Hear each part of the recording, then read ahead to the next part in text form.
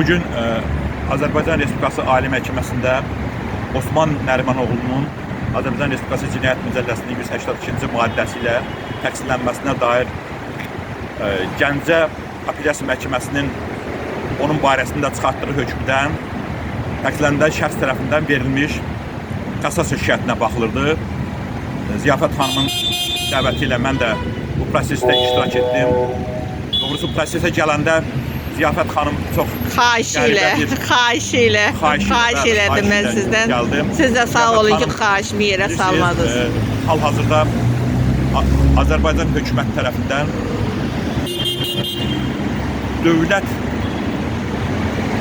dövlətin ümumi fikrinə dair əks fikir söylənənlərin hamısı ovlanılır.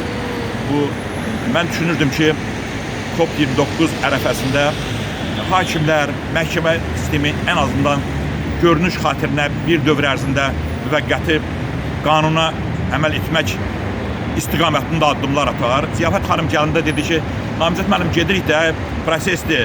Bu əslində ali məhkəmənin də baxılacaq prosesi, dedi bir multfilmdir, elə bir oturacaq zalda 5 dəqiqə ərzində bir çizgi filmidir, göstərirlər. Hakimlər də gedib hökmlərini çıxarıb gələcəklər. Doğrudan da elə bir şey oldu. Vətəndaşı bir jurnalisti ən ağır bir ittihamda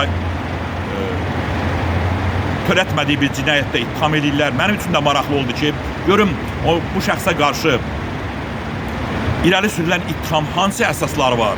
Məlum oldu ki, heç bir, hamısı şantaj, uydurma, qondarma ittihamlardır. Sadəcə olaraq bu jurnalist gördüyü məsələlər barəsində real faktları işıqlandırıbdır uzun müddət.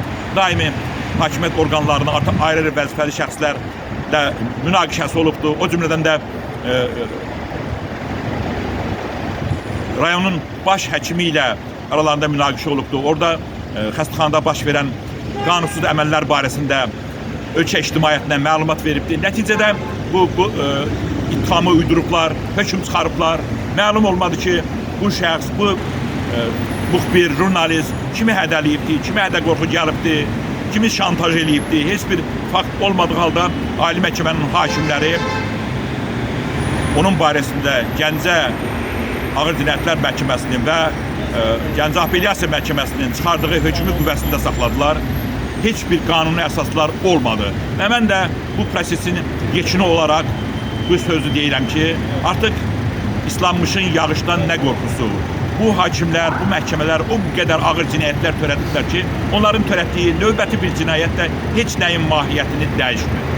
Ona görə də bugün biz yeni bir qanunsuz hökmün ali məhkəmə səviyyəsində, bu binada hökm çıxarıldı, heç bir əsas olmadan baxırsan binaya möhtəşəm bir binadır, içərisində qəbul edilən qərarlar hamısı saxta, qondarma qərarlardır.